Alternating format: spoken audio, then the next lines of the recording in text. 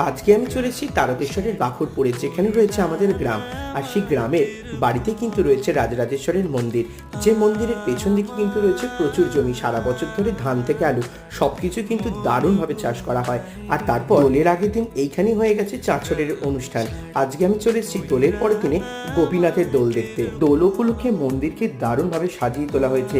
ঠাকুরের পায়ে এসে সবাই আবির দিচ্ছে, ঠাকুর নিজেই যেন বলছে রাঙিয়ে দিয়ে যাও। আর এরপরই কিন্তু মন্দির থেকে বেরিয়ে গেলাম আর বাইরে দেখলাম প্রচুর মেলাতে কিন্তু খাবার, গরম গরম জিলিপি খেলাম মাইমা মাসি সবাইকারদের সাথে।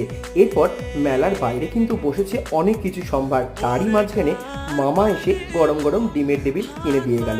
ডিমের টেবিল খেতে খেতে চারিদিকে দেখতে পেয়ে গেলাম শুধু খাবার আর খাবার। তারই মাঝখানে রয়েছে 20 টাকা থেকে 8 টাকা সবকিছু কিন্তু দারুণ সম্ভার।